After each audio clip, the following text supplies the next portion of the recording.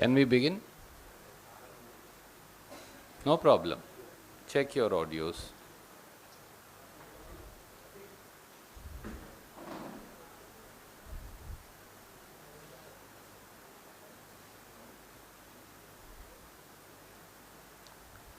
Can we start, my friends at the back?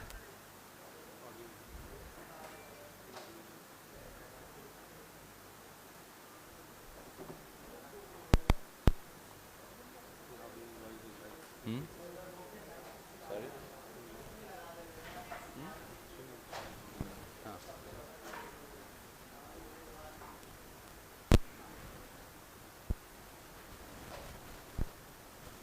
Are there some issues with the audio?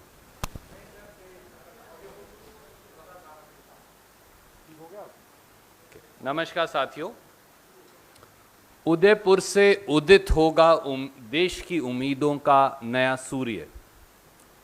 आज जब देश प्रजातांत्रिक, आर्थिक और सामाजिक संक्रमण काल के दौर से गुजर रहा है, तब भारत की आजादी के संकल्पों के कोख से जन्मी भारतीय राष्ट्रीय कांग्रेस एक बार फिर पार्टी और देश दोनों को प्रगति और उन्नति के पथ पर लाने के लिए एक नए नव संकल्प का दृढ़ संकल्प ले रही है।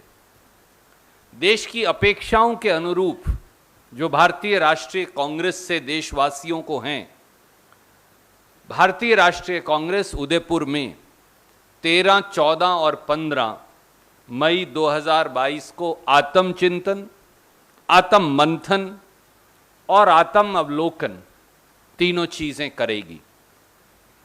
साथियों, नव संकल्प का चिंतन क्यों?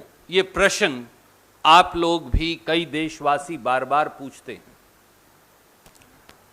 पहला कारण, देश में बढ़ती आर्थिक असमानता के चलते 142 देश के सबसे बड़े अमीरों की संपत्ति तो एक साल में 30 लाख करोड़ बढ़ गई, पर देश के 84% घरों की आय कम हो गई। 15 लाख रुपया तो मिला नहीं, खाते में आया नहीं, घर की बचत और लुट गई पिछले 8 साल में। गर्त में गिरती अर्थव्यवस्था के चलते एक अमेरिकी डॉलर के मुकाबले हमारे रुपये की कीमत अभी अभी गिरकर और ज्यादा गिरकर 77.55 हो गई है। यानी 77 रुपया 55 पैसे में आप अब $1 खरीद पाएंगे। यह 75 साल में सबसे बड़ी गिरावट है। दूसरी ओर देश का कर्ज, जो आजादी के बाद 68 साल में 2014 तक 55 लाख करोड़ था, वो पिछले 8 साल में 55 लाख करोड़ से बढ़कर 2022 में 135 लाख करोड़ हो गया। मोदी सरकार हर रोज देशवासियों के सर पर 4000 करोड़ रुपया कर्ज लेती है। हर हिंदुस्तानी के सर पर केंद्र सरकार द्वारा लिया गया कर्ज की राशि अब 1 लाख रुपया प्रति व्यक्ति हो गई है। तीसरा पहलू, महंगाई ने लोगों का जीवन नर्क बना दिया है। साल 2014 में 410 रुपए में मिलने वाला गैस सिलेंडर अब 1000 रुपया का हो गया। साल 2014 में 71 रुपये का पेट्रोल अब 105 रुपया 41 पैसे प्रति लीटर हो गया। साल 2014 में 56 रुपया लीटर वाला डीजल अब दिल्ली में 95 रुपया 87 पैसे प्रति लीटर हो गया। और आज मुझे बताया कि वो लगभग 97 को टच कर रहा है। अकेले पेट्रोल और डीजल पर टैक्स लगाकर मोदी सरकार ने तो 27 लाख रुपया 8 साल में कमा लिए, पर देशवासियों को क्या मिला? यही हाल, हर रोज अखबार उठाइए, हर रोज अखबार की सुर्खियां हैं, आटा, दाल, खाने का तेल, टूथब्रश, साबुन, टीवी, फ्रिज, रोजमर्रा की जरूरत की हर वस्तु की है। चौथा पहलू, देश में बेरोजगारी की दर 8% से अधिक है। भारत सरकार, सरकारी उपक्रमों पीएसयूज और प्रांतीय सरकारों के अगर खाली सरकारी पद भी देखें तो उनकी संख्या 30 लाख से अधिक है। यानी 30 लाख नौकरियां खाली पड़ी हैं और युवा हाहाकार कर रहे हैं। अकेले देश की सेनाओं में 2,55,000 पद खाली पड़े हैं। निजी क्षेत्र में एमएसएमईज तालाबंदी की कगार पर हैं। करोड़ों एमएसएमईज बंद हो गई हैं। 2 करोड़ रोजगार हर साल देना तो दूर, करोड़ों रोजगार छीन लिए गए हैं। एक और पहलू, किसान व खेती को प्राइवेट हाथों में सौंपने का षड्यंत्र जारी है। पहली बार खेती पर टैक्स यानी जीएसटी लगाया, खाद पर, ट्रैक्टर पर, खेती के उपकरणों पर, कीटनाशक दवाइयों पर। खाद की सब्सिडी काटी जा रही है। डीएपी और यूरिया खाद की कीमतें आसमान को छू गई हैं। एमएसपी गारंटी कानून पर सरकार कोई चर्चा नहीं करती। मनरेगा का बजट काट दिया गया है। किसानों की आय 2022 तक दुगना होना तो दूर की बात है, लागत की कीमत तक नहीं मिल रही। एक और पहलू, दलित और आदिवासियों का सब प्लान खत्म कर दिया गया है। यानी बजट में दलित और आदिवासियों की हिस्सेदारी अब खत्म।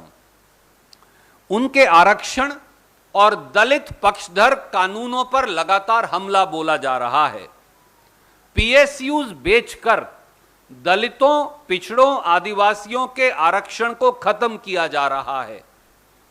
दलितों पर अत्याचार, आदिवासियों पर अत्याचार देश में चरम सीमा पर है। यहां तक कि दलित कल्याण को जो टारगेटेड केंद्र स्कीम्स हैं वो कुल बजट का मात्र 4.4% रह गई हैं। और अब तो केंद्र सरकार पिछड़े वर्गों को केवल जो उनकी संख्या का सेंसस कांग्रेस ने दिया था वो तक जारी करने से इनकार कर रही है। और एक और पहलू, देश की भूभागीय अखंडता पर लगातार हमला बोला जा रहा है। चीन ने जबरन भारत माता की सरजमी पर लद्दाख में 1 साल से ज्यादा से कब्जा कर रखा है। अरुणाचल की सीमाओं पर अतिक्रमण कर चीन आए दिन नए ठिकाने बना रहा है, नए गांव बना रहा है। डोकलाम में चीन द्वारा मिसाइल बैटरीज, तोपखाने, अंडरग्राउंड बंकर्स, चिकन्स नेक तक नई सड़कों का निर्माण अपने आप में देश की सॉवरेनिटी के लिए खतरा है। पर मोदी सरकार चीन को हमारी सरजमी से खदेड़ने की बजाय पूरी तरह से मौन है और असक्षम साबित हुई है। केवल टेलीविजन पर चाइनीज ऐप बैन करके वाहवाही लूटी जाती है और मोदी सरकार चीन से $97 बिलियन का सालाना चीनी वस्तुओं का आयात कर रही है। देश और समाज की इन समस्याओं पर पर्दा डालने के लिए मोदी सरकार ने चौतरफा धर्मांधता और रूढ़िवादिता का अंधकार फैला रखा है, जिसके टारगेट हैं अल्पसंख्यक वर्ग, खास तौर से मुसलमान, ईसाई और सिख वर्ग। रोज नया हिंदू मुसलमान विवाद पैदा कर देश की आंख पर पट्टी बांधी जा रही है। समाज में हिंदू मुसलमान विभाजन के बीज बोकर व तुष्टीकरण की इस राजनीति को आधार बना भाजपा लगातार चुनावी जीत तलाश रही है। चुनाव में अब तरक्की, विकास, सड़क, स्कूल, शिक्षा, अस्पताल, उद्योग, रोजगार, व्यापार, खेती, बढ़ोतरी ये मुद्दे नहीं रह गए हैं। भाजपा प्रायोजित मुद्दे हैं शमशान और कब्रिस्तान, बुलडोजर, लाउड स्पीकर, गर्मी निकालना, मंदिर बनाम मस्जिद बनाम गिरजाघर बनाम गुरुद्वारा, सड़कों के नाम बदलना, खाने और पहनने के नाम पर समाज में विभाजन पैदा करना। दुर्भाग्य ये भी है और मुझे ये कहने में हिचकिचाहट नहीं कि नफरत की इस खेती को परोसने में भारतीय जनता पार्टी ने मीडिया के एक वर्ग को भी शामिल कर लिया है। देश और देशवासियों के सामने यही सबसे बड़ी चुनौती है। क्या देश ऐसे चल सकता है? क्या देश ऐसे तरक्की कर सकता है? क्या देश ऐसे आगे बढ़ सकता है? क्या भविष्य के भारत का निर्माण धार्मिक बंटवारे, आर्थिक भेदभाव और जातिगत बंटवारे के आधार पर होगा? क्या ये गांधी, नेहरू, पटेल, बोस, तिलक, अंबेडकर, मौलाना आजाद, राजेंद्र प्रसाद, भगत सिंह, बिस्मिल, अशफाकुल्ला खान और करोड़ों स्वतंत्रता सेनानियों का भारत हो सकता है? यह सवाल आज देश के सामने है। और जब देश इतनी गहरी वेदनाओं से गुजर रहा है तो स्वाभाविक है कि कांग्रेस पार्टी देश की चिंताओं के प्रति और अपने दायित्वों का निर्वहन करे और उनका समाधान करने के लिए प्रतिबद्ध हो। हम जानते हैं कि हमें देश की आकांक्षाओं के स्वरूप अपनी संगठनात्मक क्षमता और अपनी संगठनात्मक कमजोरी दोनों को तरमीम करने की आवश्यकता है। अपनी दक्षता, अपनी कार्यकुशलता, अपनी शैली, हमें ना सिर्फ उसका मूल्यांकन करना होगा परंतु वर्तमान चुनौतियों और परिस्थितियों के अनुरूप उसमें बदलाव भी करना होगा। इसी के दृष्टिगत हमने राजस्थान प्रांत में उदयपुर में इस चिंतन शिविर का आयोजन किया है। यह भी सच है कि भाजपा सरकार द्वारा निर्मित जो नफरत का माहौल है उससे विकास और भाईचारे पर, देश की अर्थव्यवस्था पर, देश की बहबूदी और तरक्की पर, देश के रोजगार और उद्योग पर बुलडोजर चलाया जा रहा है और देश को पिछड़ेपन के अंधकार में धकेलने वाली परिस्थितियां पैदा की जा रही हैं। इसीलिए हमने भिन्न भिन्न विषयों को चुना है। ये सारे समूह इन्होंने मुख्य बिंदुओं पर मंथन किया है। 3 दिन इन समूहों में इन सारे विषयों पर जिनकी चर्चा मैं आपसे कर चुका मंत्रणा होगी और उसका जो निचोड़ निकलेगा उसे सम्मानित कांग्रेस अध्यक्ष और कांग्रेस कार्य समिति के अनुमोदन के लिए रखा जाएगा और उसके बाद उदयपुर डिक्लेरेशन जो है उसको ये सारे 430 चिंतक सर्वसम्मति से एडॉप्ट करेंगे। जो ये निष्कर्ष निकलेगा, हमें विश्वास है कि ये भारतीय राष्ट्रीय कांग्रेस को न केवल सिर्फ वर्तमान परिस्थितियों से निपटने अपितु देश को भी भारत के एक गौरवशाली भविष्य का निर्माण करने में मदद करेगा। ये इस चिंतन शिविर का सार है जो आप कई दिन से पूछते हैं। You are welcome to ask. We are of course going to release a statement in English. Sir, I'll go to him and then I'll come to you. Both of you.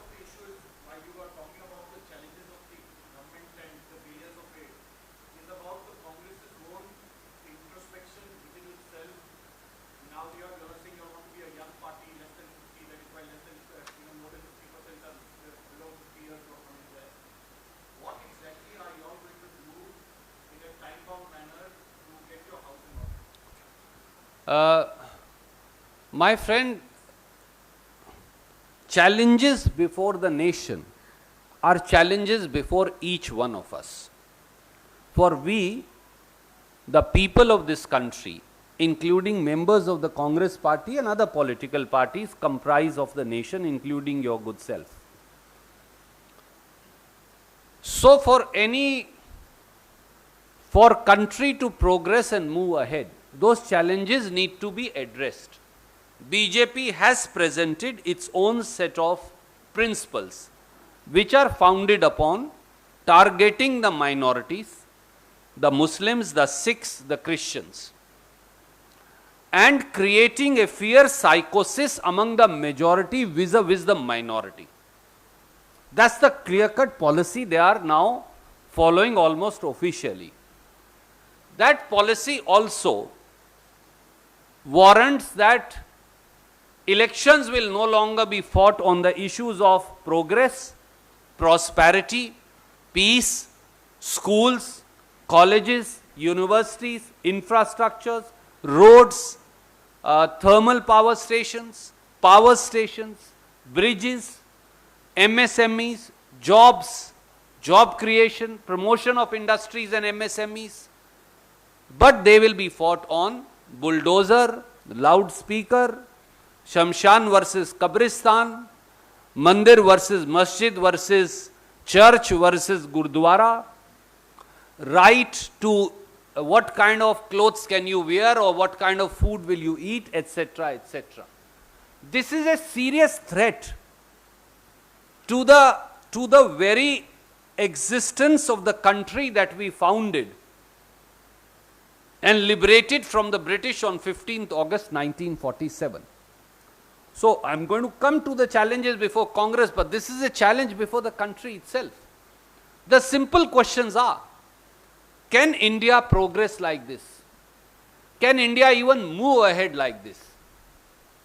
Is the India of the future founded upon the religious polarization and divisions between minority and majority, between the divisions of caste, and between the income inequalities which have become insurmountable? Can India of the future, is this the India of Gandhi, Nehru, Patel, Bose, Ambedkar, Bismil, Bhagat Singh, Tilak, and crores of other freedom fighters? And that's why Congress needs to address these challenges. Yes, we need to address organizational weaknesses that have cropped in.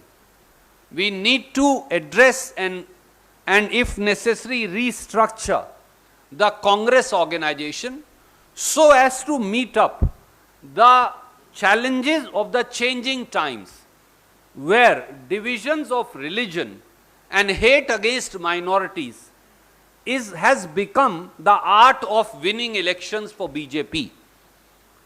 For BJP, the way forward for winning election is to create a Hindu versus Muslim versus Sikh versus Christian divide and target first the minorities, then the Dalits and Adivasis, and then the backwards, and polarize the society based on religion and caste. How is Congress going to address this new challenge?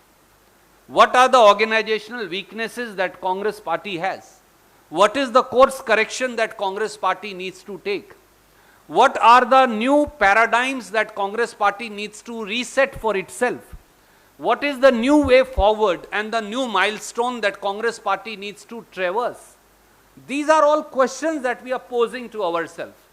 We want to introspect, we want to contemplate, we want to reflect both on our failures as also on our successes as an organization, as also the challenges before this country. We believe that the challenges before this country and challenges before Congress are interlinked. They are not segregated challenges. They are interlinked challenges, for they ultimately reflect upon the foundational ethos of India. And the current dispensation has actually assaulted India's constitution and its ethos both, as also the belief of its people, which has survived and sustained for thousands of years. And all this needs to be looked at.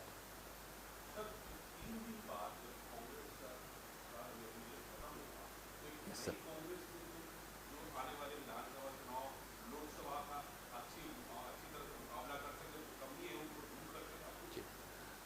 Shrimati Sonia Gandhi ji ने कांग्रेस कार्य समिति को अपने भाषण में कहा भी था कि किसी एक व्यक्ति के पास जादू की छड़ी नहीं है, पर जब जब मुश्किलात आती हैं, जब जब विषम परिस्थितियां आती हैं, जब जब कठिन समय आता है, तो फिर सर जोड़कर पूरे परिवार को इकट्ठे बैठकर हल निकालना चाहिए। ये नवसंकल्प चिंतन शिविर एक कवायद है, एक रास्ता है, एक मील पत्थर है उस नए रास्ते का जिसका गठन भारतीय राष्ट्रीय कांग्रेस करना चाहती है, देश के लिए भी और कांग्रेस के संगठन के लिए भी। क्योंकि हमारा ये मानना है कि आज का हिंदुस्तान और उसमें हमारी सरकार केवल और केवल उनके पास एक एजेंडा है, हिंदू को मुसलमान से लड़वाओ, हिंदू को सिख से लड़वाओ, हिंदू को ईसाई से लड़वाओ, और एक एक इस प्रकार का विभाजन का माहौल पैदा करो जहां देश के बहुमत को, अपने अस्तित्व को खतरा महसूस करने हो जाए, और उस खतरे से बचाने के लिए फिर भाजपा और मोदी जी आगे आ जाएं। यह उनकी एक सीधी सी थ्योरी रही है, और वो इसको इस जातीय और धार्मिक विभाजन में लगातार अपनी जीत तलाशते हैं। जब जब धार्मिक आधार पर, जातिगत आधार पर दंगे या विभाजन होते हैं तो स्वाभाविक तौर से तरक्की गौण हो जाती है, विकास पीछे छूट जाता है। स्कूल, कॉलेज, विश्वविद्यालय, बिजली घर, सड़क, पुल, शिक्षा, रोजगार, खेती, बहबूदी, ये कहीं ना कहीं कूड़ेदान में डाल दिए जाते हैं और सरकार अपनी जवाबदेही से बच जाती है। कांग्रेस में भी संगठनात्मक कमजोरियां हैं, हमें भी अपने आप को बदलने की आवश्यकता है। सोनिया जी, राहुल जी ने एक से अधिक बार यह कहा है।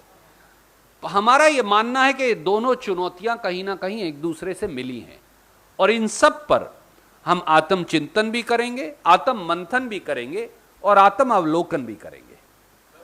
आई will come to you sir, I am waiting for him to.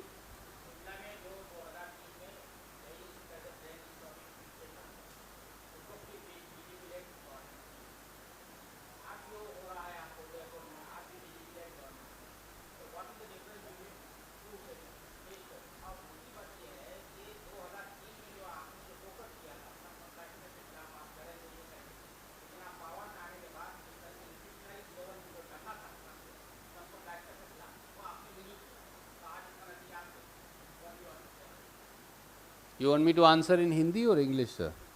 Okay, okay. दो परिस्थितियां आदरणीय मित्र एक जैसी नहीं होती। हर परिस्थिति, हर चुनौती, हर दिन, हर समय अलग है। इसलिए जब हमने शिमला में चिंतन शिविर किया तो एक तरह की चुनौतियां देश के सामने थी, कांग्रेस के सामने भी थी। आज एक भिन्न किस्म की चुनौतियां हैं, और बदलते समय के अनुरूप हम अपना स्वरूप बदल रहे हैं। कांग्रेस अपने सिद्धांत कभी नहीं त्यागेगी। कांग्रेस इस देश के प्रति अपनी कमिटमेंट, राष्ट्र धर्म की अनुपालना का रास्ता कभी नहीं त्यागेगी। कुर्बानी का हमारी परिपाटी हम कभी नहीं त्यागेंगे। देश में सर्वधर्म संभाव रहे, इस भावना को हम कभी नहीं त्यागेंगे। पर आज देश में विषम परिस्थितियां हैं। आप देखिए, एक तरफ तो $1 के मुकाबले में रुपया 70 रुपया 56 पैसे हो गया। पर देश क्या बात कर रहा है, आप टेलीविजन खोलकर देखिए। अमुक जगह 2 मुसलमान और 2 हिंदुओं में झगड़ा हो गया। अमुक जगह, अमुक चौराहे पर हिंदुओं ने एक झंडा लगा दिया, मुसलमानों ने एक झंडा लगा दिया, सिखों ने एक और झंडा लगा दिया। मैं आपसे ये पूछता हूं, भारत के झंडे के साथ साथ ये सारे झंडे एक ही चौराहे पर क्यों नहीं लग सकते? और जब हम झंडों पर लड़ते रहेंगे और हिंदू और मुसलमान का जहर इस देश में फैलाती रहेगी सरकारें, तो देश तरक्की कैसे करेगा? देश के नौजवानों को रोजगार कौन देगा? देश में गैस सिलेंडर की कीमत कौन कम करेगा? देश में आटे की कीमत कौन कम करेगा? देश में दाल की कीमत कम कौन करेगा? देश में गरीब की रोटी ना छिन जाए, ये कौन सुनिश्चित करेगा? देश में लघु, छोटे, सूक्ष्म उद्योग लगें और बढ़ें, बजाय उनके तालाबंदी लग जाए, ये कौन करेगा? देश में नए स्कूल, विश्वविद्यालय, पुल, फैक्ट्रियां लगें, जो इन मॉडर्न हिंदुस्तान के मंदिर हैं, वो कौन सुनिश्चित करेगा? और इसीलिए ये चुनौतियां बिल्कुल नई हैं, क्योंकि ये चुनौतियां सरकार प्रायोजित हैं, भाजपा प्रायोजित हैं। और उस विषैले वातावरण में कहीं ना कहीं जाने और अनजाने में मीडिया के साथी भी प्रभावित हो गए हैं। Yes sir.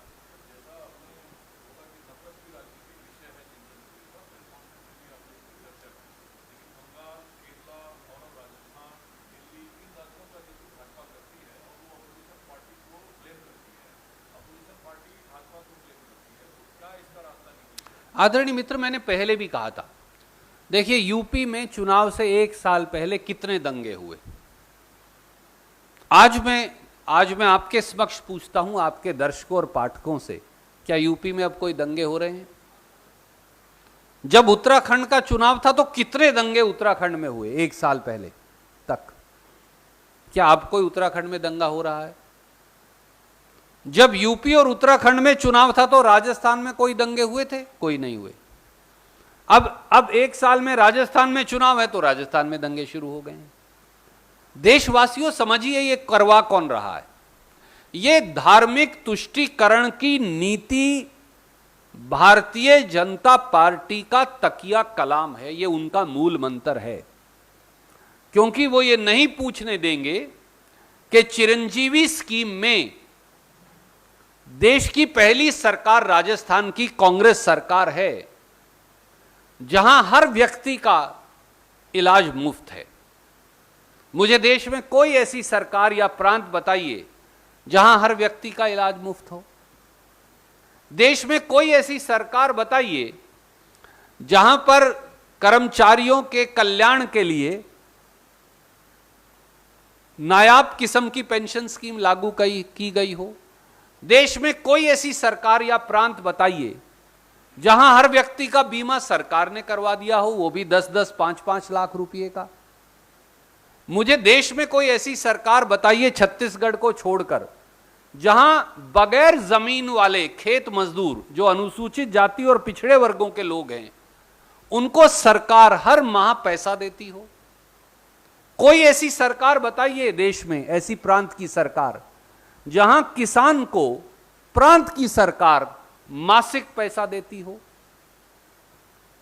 ये सवाल इसलिए सामने नहीं आ पा रहे क्योंकि भाजपा के लिए ये सवाल सही नहीं है। उनके लिए हिंदू बनाम मुसलमान, नफरत और बंटवारा, ये उनका एजेंडा है। और इसीलिए जब जब चुनाव जहां जहां आएंगे, अब कर्नाटक में शुरू हो गया है विवाद, 14 महीने तक रहेगा, उसके बाद कोई विवाद कर्नाटक में नहीं रहने वाला।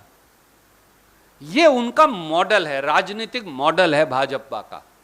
जहां चुनाव हो वहां हिंदू मुसलमान विभाजन पैदा कर दो, नफरत के बीज बो दो, बंटवारे की खेती करो और उसके बाद वोट की फसल काटकर गायब हो जाओ।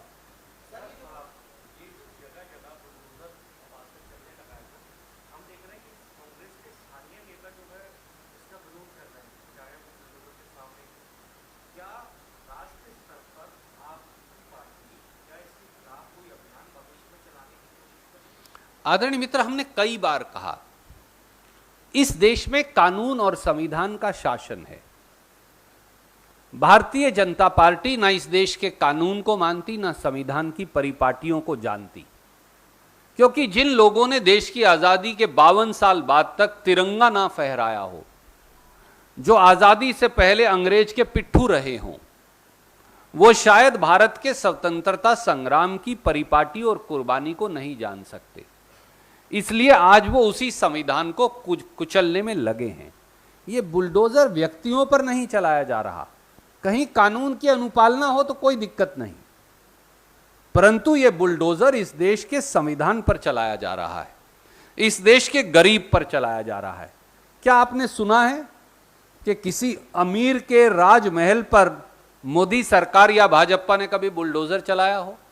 बुलडोजर झोपड़ियों पर ही क्यों चलाया जाता है? बुलडोजर छोटी छोटी बस्तियों में, गरीब बस्तियों में, जिन्हें कई व्यक्ति भाजपा के मलिन बस्ती कहते हैं कि बहुत साफ नहीं है, इसलिए उन बस्तियों में ही क्यों चलाया जाता है? क्या आपने बुलडोजर कभी बड़े बड़े जो फार्म हाउस गैर कानूनी तरीके से बने हुए हैं उन पर भाजपा को बुलडोजर चलाते देखा है?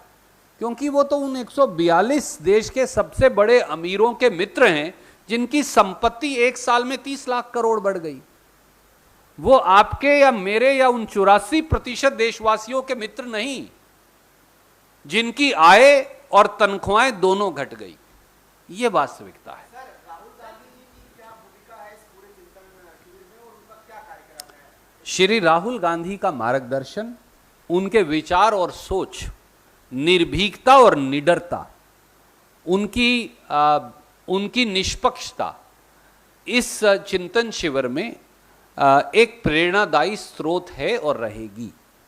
मुझे ये विश्वास है कि वो भिन्न भिन्न ग्रुप्स के अंदर जाकर, समूहों के अंदर जाकर अलग अलग विषयों पर अपनी राय देंगे और जो चर्चा है उसको परिणाम तक ले जाने में एक निर्णायक भूमिका निभाएंगे। Ma'am, I will come to you sir.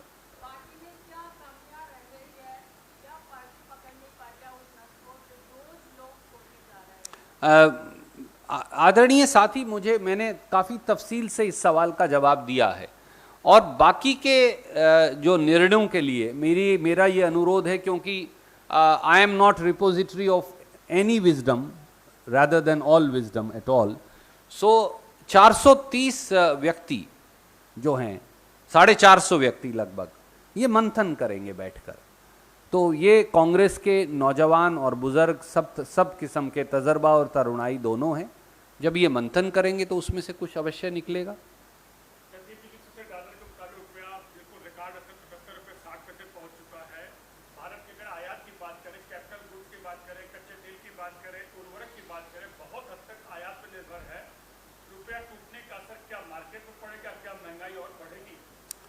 बेदम अर्थव्यवस्था ने भारत की प्राइम करेंसी, जिसका सम्मान पूरी दुनिया में होता है, रुपये को बेदम बना दिया है। गिरता रुपया मोदी सरकार की साख की तरह है जो गिरती जा रही है।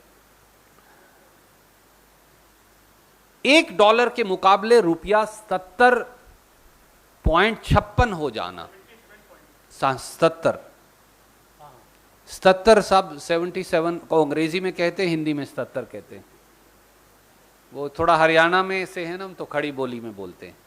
₹77.56 हो गया है। मुझे लेट मी कोर्स करेक्ट। ये अपने आप में ये 75 साल में सबसे बड़ी रुपये पे गिरावट है। जो 75 साल में नहीं हुआ वो मोदी जी हर रोज कर दिखा रहे हैं। 2 हफ्ते पहले तक रुपया 76 था $1 के मुकाबले, जो 75 साल में अधिक था। फिर 76.5 के करीब हुआ, वो भी 75 साल में सबसे बड़ी गिरावट थी। फिर 77 हुआ, वो भी सबसे बड़ी गिरावट थी। फिर 77 रुपये 30-40 पैसे हुआ, वो भी सबसे बड़ी गिरावट थी। और आज तो 77 रुपया 56 पैसे हो गया। इस प्रकार से तो वो भारतीय जनता पार्टी के मार्गदर्शक मंडल की आखिरी उम्र को भी पार कर जाएगा बहुत जल्दी। प्रधानमंत्री की आयु को तो पार कर चुका है। अगर मैं उन्हीं के शब्द इस्तेमाल करूं सरदार मनमोहन सिंह जी के लिए, हिंदुस्तान से पैसा बाहर जा रहा है। विदेशी निवेशक अपना पैसा बाहर ले जा रहे हैं, हिंदुस्तानी देश छोड़कर जा रहे हैं। जो हिंदुस्तानी निवेशक हैं वो भी अपना पैसा देश से बाहर ले जा रहे हैं। जो विदेशी मुद्रा है उसका भंडार लगातार गिर रहा है। देश में पॉलिसी पैरालिसिस है, परंतु शासक जो हैं, हुक्मरान जो हैं, प्रधानमंत्री और वित्त मंत्री पूरी तरह से मौन धारण किए हैं। इसे कहते हैं कि जब रोम जल रहा था तो नीरो बांसुरी बजा रहा था। उनसे सवाल पूछो तो वो कहेंगे सब चंगासी।